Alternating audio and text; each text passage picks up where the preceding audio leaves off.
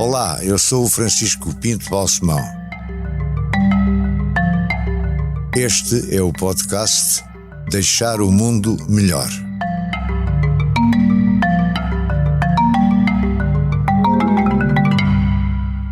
Primeira pergunta que eu lhe ia fazer tem a ver com a primeira parte da sua vida, que foi em Lisboa. E sobre esta primeira parte da sua vida, eu pelo menos sei pouco. Sei que estudou em Lisboa, que se licenciou na Faculdade de Medicina de Lisboa, doutorou em Lisboa e que, portanto, a sua primeira parte da sua carreira, não sei bem até que idade exata é que foi, e toda ela se desenrolou em Lisboa. É verdade, sou completamente lisboeta, nascido em Lisboa e estudado em Lisboa. Em que bairro é que nasceu? Nasci na Rua Castilho. Ah, bom. O nome do bairro não faço ideia nenhuma, mas o Francisco deve saber, porque, portanto, éramos mais ou menos vizinhos. Já lá tive escritório, realmente. Agora estamos aqui em Paço de Arcos, basicamente. Exato. A Rua Castilho e a Rua Barancamp. E depois também, grande parte da nossa vida, sobretudo depois de casar com a Ana, vivemos na Rua Castilho. Tínhamos um apartamento também na Rua Castilho. E a sua infância e a sua juventude lisboeta, o que é que se lembra de interessante, de relevante, de diferente, eventualmente? Uma das boas recordações tem a ver com a minha vida de liceu, que foi no Liceu Passos Manuel, um liceu magnífico, onde tive mestres excelentes, um dos quais o Joel Serrão, que é um mestre de filosofia. Na altura, julgo que ele deveria ter sido professor na universidade, mas não podia ser professor na universidade por razões sociopolíticas, e era professor de liceu, era professor no Liceu Passos Manuel, e foi meu professor de História e de Filosofia. Teve influência em si? Teve uma influência muito grande. Porque eu gostava, talvez em parte por causa dele, ou também em parte por influências familiares, eu gostava de filosofia e portanto foi ótimo ter uma pessoa tão sabedora de filosofia e sabedora também de ciência, e teve muita influência, e julgo que a minha decisão final de ir para a medicina e não fazer, por exemplo, filosofia, foi em parte, deve-se em parte ao Joel Serrão. Portanto é uma memória forte e agradável. E porquê é que decidi ir para a medicina?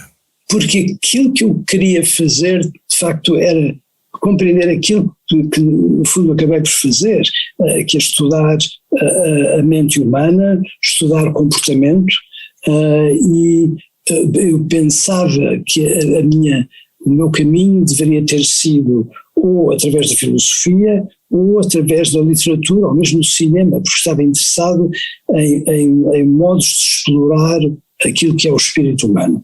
E eu lembro muito bem do Joel Serrão me aconselhar e me dizer, no fundo, aquilo que tu queres fazer faz-se muito melhor se tu fores neurologista ou psiquiatra, e a única maneira é ir para a medicina. Portanto, foi uma influência notável. Eu talvez também porque o meu pai era médico, e eu era médico e era um excelente clínico, e nunca achei na vida do clínico nada que me parecesse extremamente atraente, pelo contrário, e sabia muito bem que não era aquilo que eu queria fazer, mas o que não sabia era como fazer aquilo que acabei por fazer, que foi para ir para a medicina e muito rapidamente interessar-me pela neurologia e, no fundo, seguir neurologia. E foi então para a Faculdade de Medicina de Lisboa e gostou? Foi muito diferente do que estava à espera, ou encontrou aquilo que queria realmente? Não encontrei aquilo que queria, de novo com a boa sorte de encontrar bons mestres. Por exemplo, havia pessoas na Faculdade de Medicina, em psicologia em particular, um homem cujo nome era Simões da Fonseca, que era um psicólogo, psiquiatra muito interessado em neurociência, com uma carreira já no estrangeiro, ligada sobretudo ao MIT, e através do Simões da Fonseca, com quem eu comecei a trabalhar muito cedo, como assistente do laboratório, através do Simões da Fonseca encontrei pessoas que tiveram uma importância extraordinária na minha vida, porque foi, no fundo, através dessas pessoas que eu, mesmo continuando em Lisboa, vim para os Estados Unidos, para Cambridge, e trabalhei no MIT, e depois daí também trabalhei em Harvard com Norman Geschwind,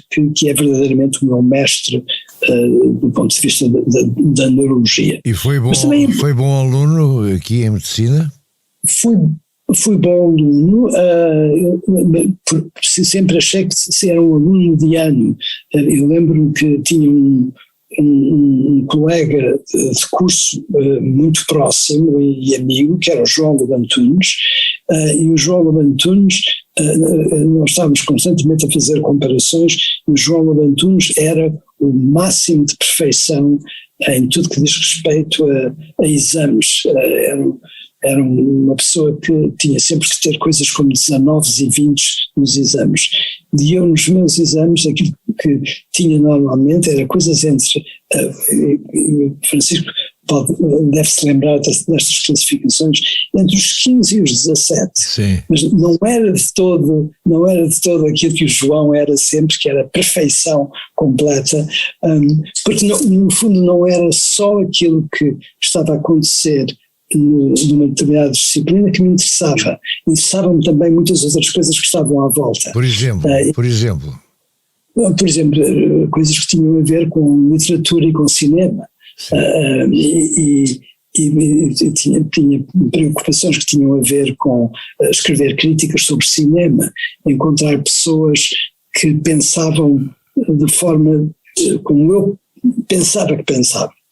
E portanto havia uma diferença, e a resposta à sua pergunta se era bom aluno, eu diria que era um aluno mediano. Entre os 15 e 17 não é mediano, desculpe lá também. Não, então, mas não é excelência absoluta. Quando eu comecei a querer ser excelente absolutamente, foi quando comecei a fazer trabalho científico, e por exemplo, quando fiz a minha tese de doutoramento, aí tive muito gosto em ser uma boa tese de doutoramento e ser qualquer coisa muito apreciada. A sua tese de doutoramento é psiquiatria? Não, a tese de doutoramento é sobre comportamento humano, sobre a neurologia do comportamento humano. O título é Neurologia do Comportamento Humano, com uma incidência grande sobre a linguagem. Porque uma coisa que eu estudei muito cedo, e estudei também depois com a participação da Hannah, porque nós encontramos em medicina, encontramos em neurologia, ela queria ser neurologista por razões completamente diferentes das minhas, mas fez também neurologia, e uma coisa que nós estudámos muito foi perturbações da linguagem causadas por acidentes vasculares cerebrais. Então a sua mulher, a Hannah, conhece-a na faculdade ou depois? Na faculdade. Conhecemos na faculdade, conhecemos no primeiro ano de medicina. E foi amor à primeira vista? Foi amor à primeira vista. Desde aí se mantém, forte e indissolúvel. É verdade. Disso lembro-me perfeitamente. Mas você, entretanto, tinha uma vida de sair à noite e de coisas assim, de beber uns copos, ou não? Era muito ajuizado? Sim. Uma vida, aliás, muito, muito boémia. Tínhamos amigos muito boémios,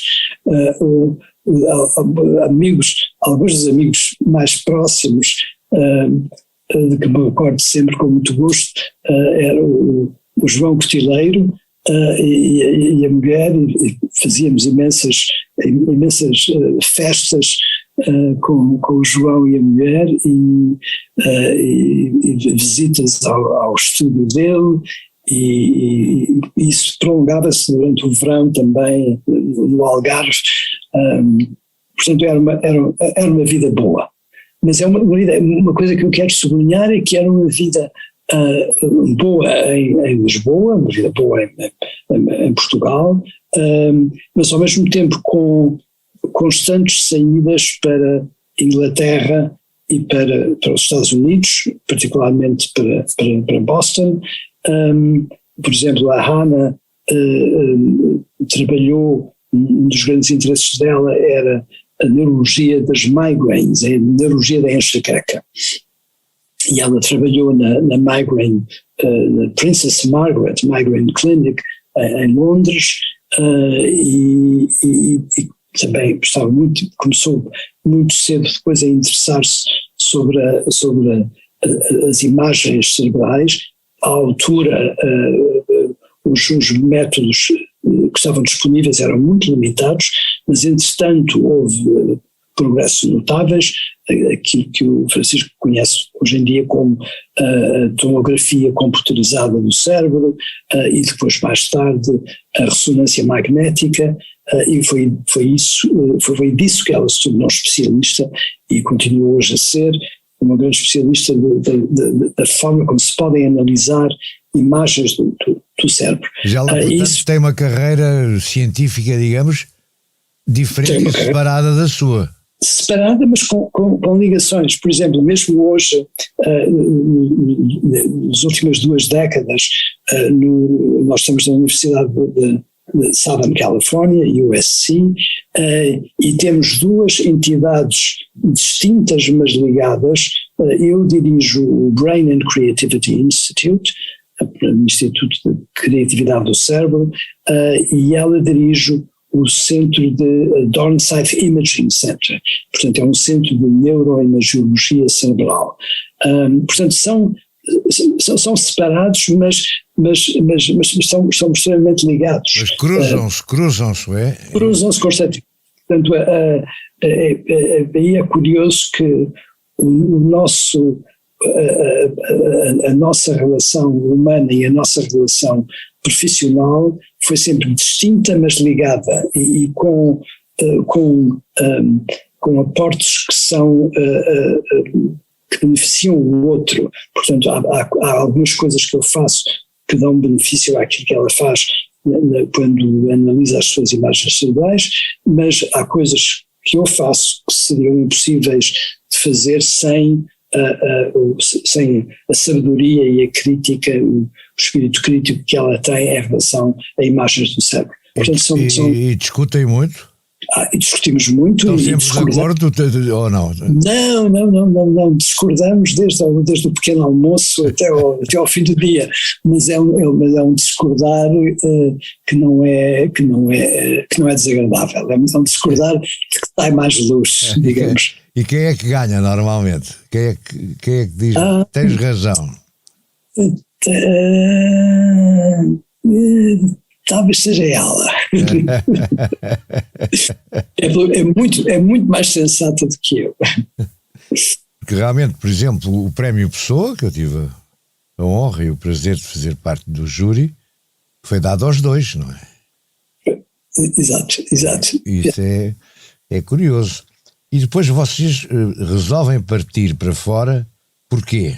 A ideia de partir estava muito ligada ao desejo de fazer coisas do ponto de vista científico que não poderiam ter sido feitas em Portugal, na altura. Hoje em dia poderia perfeitamente, mas na altura, e é curioso, tem a ver tanto com capacidades técnicas que na altura não existiam, e estou-me a referir, portanto, aos anos 70, mas também com a sabedoria e o sentido crítico que cientistas aqui nos Estados Unidos tinham, e que aí não havia. Havia, por exemplo, excelente neurologia, a neurologia, a Escola Neurológica de Lisboa era extraordinária, pessoas como Barahona Fernandes, como Simões da Fonseca, que já referi, ou Pailo Antunes, eram pessoas estupendas do ponto de vista clínico, de nenhuma forma eram inferiores àquilo que se podia encontrar nessa altura em Paris ou em Londres ou em Nova Iorque. Mas do ponto de vista de ciência é outra coisa. Do ponto de vista da ciência, evidentemente que estava mais avançada aqui e muito mais avançada na Europa. Não? O avanço científico na área das neurociências nos Estados Unidos em relação à Europa, quer fosse Portugal ou Inglaterra ou França, era muito, muito maior. Qual é o salto qualitativo que adquire a sua vida profissional com a ida para os Estados Unidos? É um salto muito, muito grande, porque há uma, percebe, não é só aquilo que se faz no laboratório e o equipamento do laboratório, mas a forma como se analisa e como se critica o trabalho do laboratório e a forma como se produz os reports, a forma como se pode escrever sobre aquilo que se fez num determinado trabalho científico, a forma como se escreve e até a forma como se publica, a forma como funciona a ligação entre o cientista e o crítico cientista, porque a grande publicação científica requer não só um bom trabalho da parte dos autores, mas também um bom trabalho da parte dos críticos, que são eles próprios colegas e cientistas, e que devem fazer uma crítica que é aberta e que não é partidária e que não tem a ver com aspectos pessoais, mas sim com os aspectos objetivos do trabalho. E toda essa grande tradição de publicação científica é, no fundo, uma tradição americana. Hoje em dia está mais generalizada, não é só os Estados Unidos que fazem esse trabalho bem feito, faz-se por toda a parte, e neste momento, eu julgo, por aquilo que sei dos meus colegas em Portugal, sei que é possível fazer isso em Portugal. E hoje em dia, claro que houve também, entretanto, o desenvolvimento de fundações científicas que na altura estavam a começar o seu trabalho, como a Gulbenkian, mas depois, muito especificamente na nossa área, a Fundação Champalimau, que faz um trabalho absolutamente extraordinário do ponto de vista de laboratórios bem equipados, com cientistas tanto portugueses como estrangeiros. E esse desenvolvimento que acabou de referir em Portugal não lhe tem suscitado a vontade de voltar para cá? Tem. Suscitado é uma boa palavra, Francisco. Tem. É uma ideia que aparece de vez em quando. É extremamente difícil pensar os pormenores do que isso seria, mas é uma coisa que não ponho de todo de parte na minha vida, porque não só gosto muito de Portugal, mas eu diria que gosto muito mais de Portugal hoje do que gostava quando era jovem, por várias razões. Claro que a primeira, por tudo aquilo que aconteceu do ponto de vista de desenvolvimento social e político em Portugal, que se deve em grande parte a pessoas como o Francisco, e eu como o nosso outro Francisco amigo, que de boa memória, talvez se lembre que a Senu e o Francisco Sá Carneiro eram ótimos amigos, que aliás vieram visitar-nos aos Estados Unidos, e toda essa geração, consigo, com o Francisco, com o Mário Soares, evidentemente, tudo isso dá um gosto extraordinário por Portugal, e fico muito orgulhoso, por exemplo, quando se vê, por exemplo, as reações extraordinariamente negativas que tem havido contra a vacinação e contra os coisas como o uso de máscaras. Eu fico feliz ficamos muito felizes e orgulhosos por saber que Portugal, por exemplo, é um dos países onde houve mais vacinações e onde as coisas em relação ao Covid têm funcionado de forma mais inteligente do que uma grande parte dos outros países, inclusivamente o nosso aqui, onde as coisas funcionam muito, muito mal e com grande tristeza para nós. Abrindo um parênteses, a situação nos Estados Unidos, neste momento em que estamos a falar, está complicada em vários aspectos, não é? Quer políticos, quer sanitários, quer de ódio, quer de maneira de ser. Tudo, enfim, a imagem não é boa.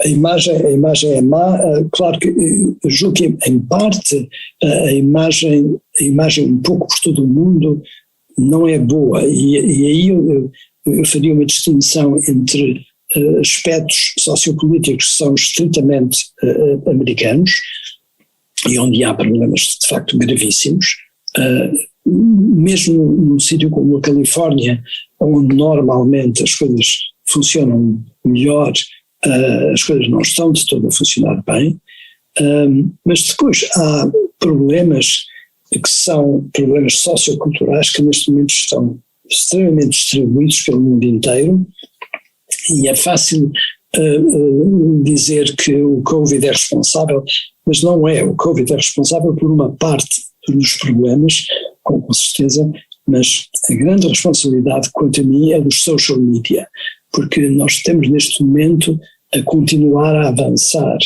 na utilização diária e para tudo aquilo que precisamos em matéria de informação e de comunicação, estamos a depender de um sistema onde a informação é dada muito rapidamente, de forma muito sumária, com pouca apresentação de dados contraditórios. E com notícias falsas também, não é? Com notícias falsas, exatamente, sem a possibilidade de verificação.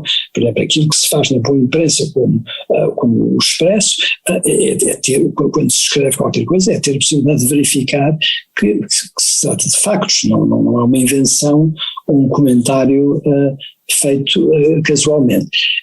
Mas depois há uma coisa ainda pior, Francisco, que é a confrontação, the confrontation, que é permanente. Portanto, as opiniões e os factos são apresentados de uma forma de confrontação que suscita a zanga, que suscita muitas vezes até ódio, e em que há uma vontade de responder com violência.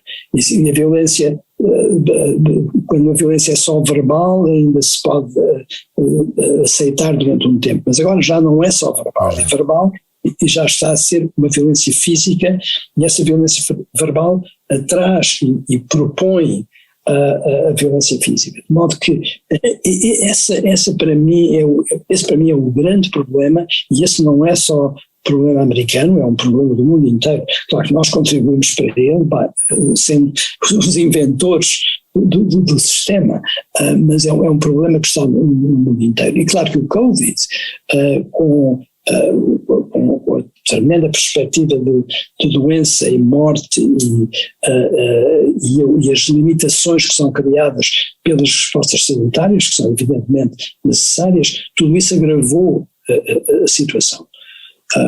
Portanto, estamos num mal. Está desiludido com Biden, com o presidente Biden? Não, eu acho que não. Acho que não é.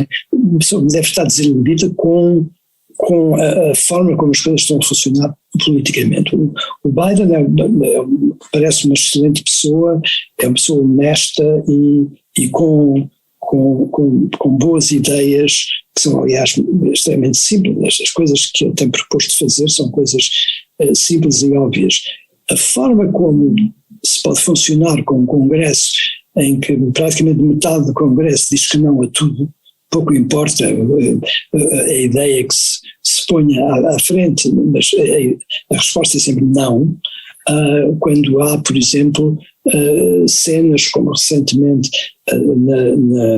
no aniversário do ataque ao Capitólio, em que apenas 2 republicanos apareceram, 2 pessoas, e o partido ficou completamente fora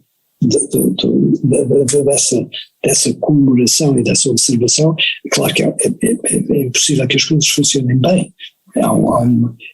O clash é completo. Voltando ao seu trabalho, à sua obra, a deixar o mundo melhor. A sua atividade, para um leigo como eu, é muito difícil de compreender mesmo, mas quem leu o seu livro O Erro de Descartes, penso que leigos como eu entenderam melhor qual era essa área e, em especial, o relacionamento no nosso cérebro entre as emoções e a razão. Estou a dizer bem ou não? Está a dizer muito bem. Está... Excelente. Está a fazer progressos nesse sentido? Sim, o progresso neste momento é numa área extraordinariamente importante e que no último livro que apresentei, que em Portugal se chama Sentir e Saber, e é um livro que foi bem recebido.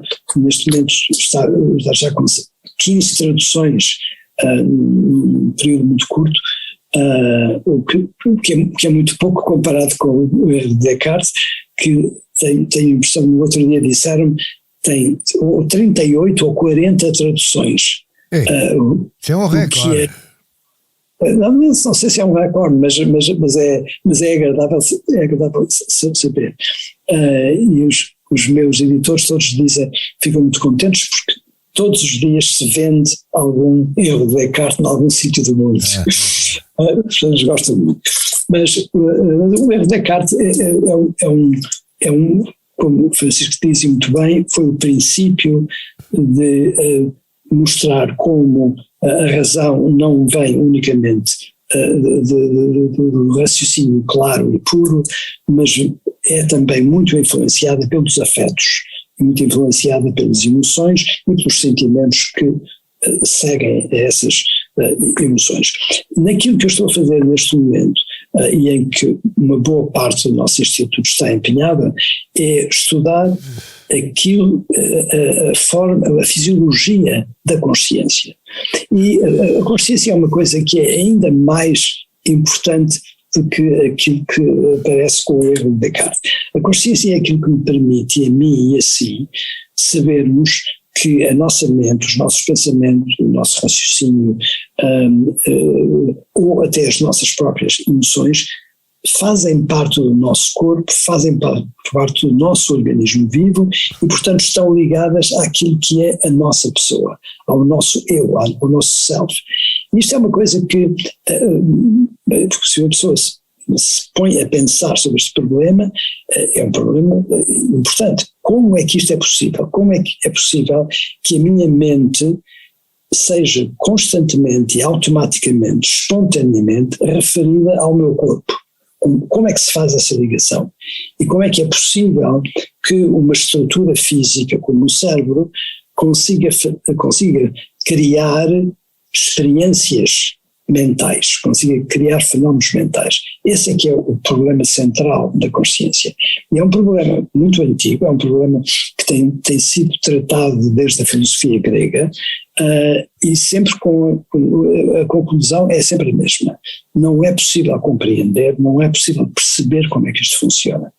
E há até mais recentemente, nos últimos anos, uma história que vem de um filósofo inglês chamado David Chalmers, que é um nihilista e diz: não é possível compreender de todo o problema da consciência, não vale a pena fazer ciência sobre isto porque nunca se vai compreender. Isto não tem também implicações religiosas até a partir de determinada altura?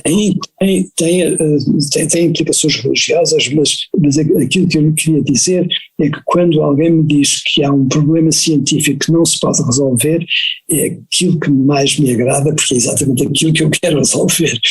Não é possível um cientista hoje em dia, depois de tudo aquilo que temos conseguido descobrir sobre aquilo que é o universo, não vamos parar com a consciência e dizer não, isso está out of bounds. Claro que não está, e vamos ser possível resolver. E depois aquilo que é muito curioso, só para não alongar muito esta história, esta resposta, mas é para lhe dizer que, curiosamente, são os próprios sentimentos, a nossa vida afetiva, que vêm a ser os responsáveis pela construção da nossa consciência. Posto em termos muito simples, ter consciência de nós próprios, ligar o nosso espírito ao nosso corpo, provém de um sentimento de continuidade da nossa existência, que é o sentimento mais básico que o nosso cérebro e o nosso corpo, em conjunto, conseguem produzir. Portanto, é uma resposta que é, do ponto de vista científico, forte, e do ponto de vista científico, se me perguntar o que é que o António quer fazer nos próximos anos da sua vida, se conseguir estar vivo, aquilo que eu quero é ter todos os dados que possam provar de uma forma definitiva que esta minha hipótese é a hipótese correta. É isso, a minha vida consiste nisso, neste momento. Mas é extremamente belo pensar que, no fundo, essa consciência, que é uma coisa tão extraordinariamente complexa e com resultados tão importantes, que tudo isso possa provir do sentimento, de qualquer coisa que é extremamente básico na organização daquilo que é a nossa vida. E lhe perguntar quando é que o António será contemplado com o Prémio Nobel. Isso é uma coisa que nunca se deve perguntar e, sobretudo, nunca se deve responder. Mas gostava, claro, como é natural. Como é que é possível não gostar de tal coisa? Não, mas isso é curioso porque há qualquer coisa de não consciente, de subconsciente no que respeita a prémios, como é evidente. Mas se voltasse, digamos, a 20 anos atrás ou 30 anos atrás, possivelmente a ideia de um prémio como esse seria extraordinariamente importante. Hoje em dia tem muito menos influência. Primeiro porque primeiro porque sei muito bem como é que as coisas funcionam em relação ao Prémio Nobel e em relação a muitos outros prémios. E, no fundo, há qualquer coisa de agradável, mas ao mesmo tempo um bocadinho ridículo nos prémios. E hoje há prémios para mim que têm o mesmo valor do que um Prémio Nobel. Ter um prémio, por exemplo, como o Prémio Pessoa, tem muito mais valor para mim do que o Prémio Nobel, porque foi para nós um reconhecimento por parte de Portugal, que é um sítio que nós gostamos, um sítio que temos uma relação única e tínhamos estado tão longe de Portugal durante tanto tempo que a ideia de que alguém em Portugal sabia que nós estávamos a fazer coisas interessantes foi extremamente agradável e para nós é de certeza um dos prémios marcantes. E aqui há uns tempos tivemos que ver uma lista dos nossos prémios, que é uma lista comprida, e depois há outros prémios que são extremamente agradáveis e interessantes. Por exemplo, ter o prémio Honda, que é um prémio do Japão e que é extraordinariamente importante, ou ter o prémio Príncipe das Astúrias, que é também um prémio de muita coisa, mas vários outros. E no fundo é preciso ter um pouco de modéstia e pensar no valor que estas coisas têm do ponto de vista pessoal. O que é que agrada? E o Prémio Pessoa agrada por razões muito óbvias e outros prémios agradam por outras razões, mas o prémio não vou dormir todas as noites a pensar quando é que vou ter o Prémio Nobel. É uma coisa que de facto raramente me passa pela cabeça. Deixar o mundo melhor tem o patrocínio da Hyundai. Juntos avançamos para uma mobilidade mais sustentável. Porque o que move a Hyundai hoje é garantir um mundo melhor às gerações de amanhã. Hyundai. Mudamos o futuro. Olha, António, estamos a chegar ao fim do nosso tempo. Acho que foi muito interessante e espero que você e a Ana, claro, continuem a trabalhar para deixar e criar um mundo melhor. E estamos à vossa espera para um regresso a Portugal logo que quiserem e puderem. Obrigado, Francisco. É muito possível. Nós queremos ter regressos. Não é possível pensar neste momento um ano inteiro sem ir a Portugal. E claro que vamos, até mesmo o ano passado, houve um ano em que não fomos, o primeiro ano do Covid não fomos, mas mesmo o ano passado conseguimos ir a Portugal 3 vezes, sempre por visitas rápidas, mas precisamos de Portugal. E quem sabe, pode ser um dia destes que a gente consiga comprar uma casa na Rua Castilho, veja lá, tinha graça. Isso é que era bom. Espero que me convidem para a festa de inauguração dessa casa. Claro que o convidamos para a festa de inauguração, com imenso. Um grande abraço. Um grande abraço para si também. Deixar o Mundo Melhor é um podcast de Francisco Pinto Balsemão com música original de Luís Tinoco. A sonoplastia de Joana Beleza e João Luís Amorim. O vídeo e a edição de José Seduvim Pinto, Carlos Paes e Ruben Tiago Pereira. Transcrição de Joana Henriques e apoio à edição de Manuela Goxa Soares. Imagem gráfica de Marco Grieco. Produção de Margarida Gil.